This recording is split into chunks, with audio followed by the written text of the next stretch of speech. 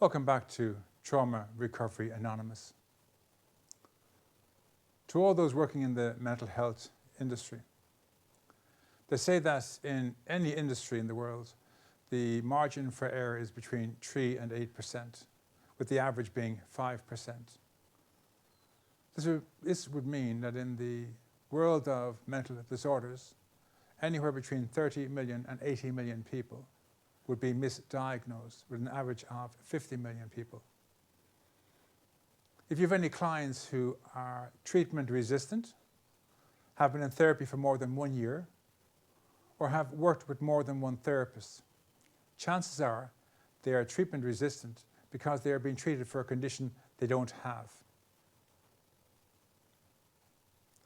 And the fault may not be yours. It might be that the primary carer who diagnosed the client made a wrong diagnosis and you're just treating them later on. You see, when a person suffers a past trauma, they're filled with a sense of hopelessness for the future, a lack of hope, and an inferiority complex that they're not good enough, they don't fit in anymore. These are the causes. And how they manifest in a person's life through bouts of stress, bouts of anxiety, or bouts of depression. They're just the effects, not the cause. But if a therapist is presented with a client who's in a deep bout of depression or post-traumatic stress or anxiety, it'd be quite understandable that the therapist might just diagnose them as being a person with post-traumatic stress disorder or depression disorder or anxiety disorder.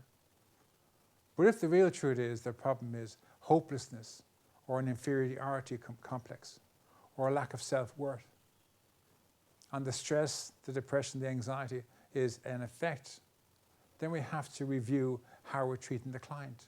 We have to consider that this client who has treatment-resistant behaviours actually isn't diagnosed with the correct diagnosis.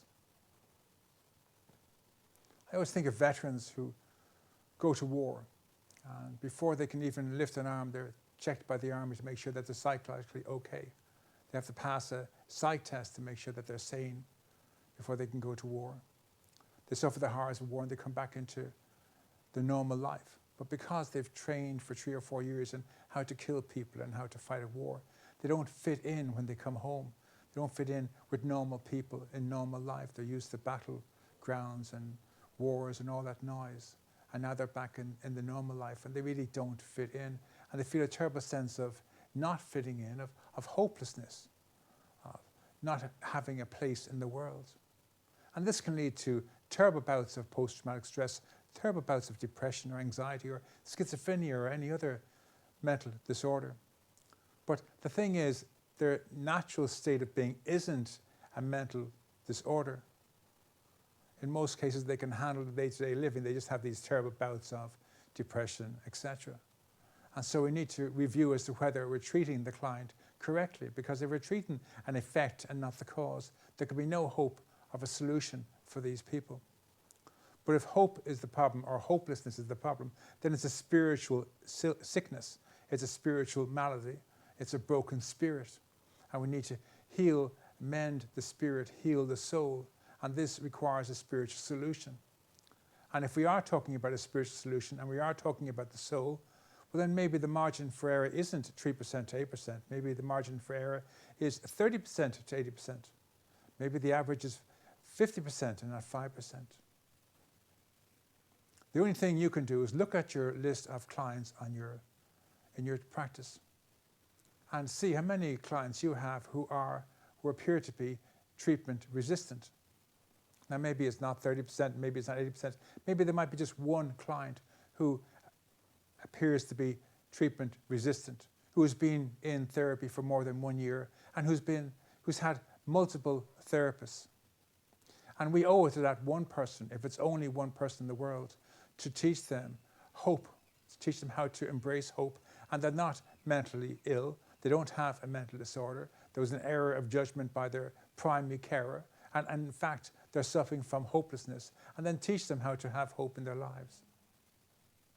If we're only saving one life, and it's not 3 to 8% or 30 to 80% of the population of 1 billion people diagnosed with mental disorders. If we're only saving one person, we owe it to that one person, whether they're on your books or somewhere else, to help them return to the land of the living.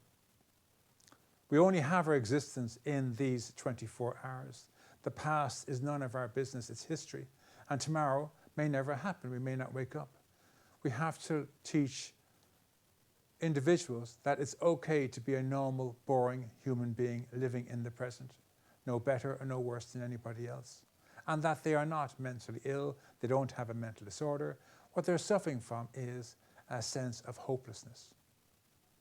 So please review your files. So please see which clients you have who appear to be treatment resistant, who have been in therapy for more than 1 year and had more than one therapist. And be open to the idea that this one client or two clients or three clients have been misdiagnosed and they actually don't have a mental disorder, and this is why they're being treatment resistant. We have an obligation to those we work with, Hippocratic oath or not, to take care of the client, the individual, to restore them to a sense of sanity. And to do that, maybe we have to review their diagnosis and be honest that maybe a mistake was made, and to give them a new lease of life, a new sense of there is a solution and they are the solution, and all they need to do is to start thinking, feeling, acting and behaving with hope and self-belief. It's an inside job. My name is Richard Tierney. This is Trauma Recovery Anonymous. I don't normally ask people to share and like my page, but I think this is a very important topic.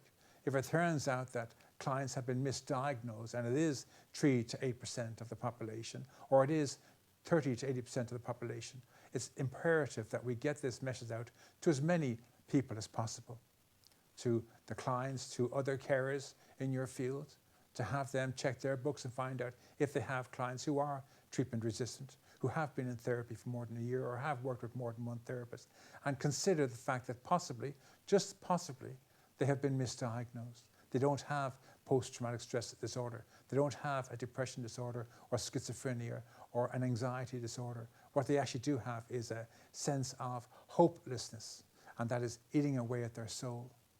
And let us heal their soul.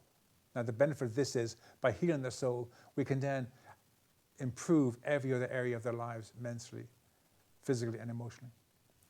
Heal the soul first, and everything changes. So please share this with as many people as you can. And if you can, like this also. Thank you very much.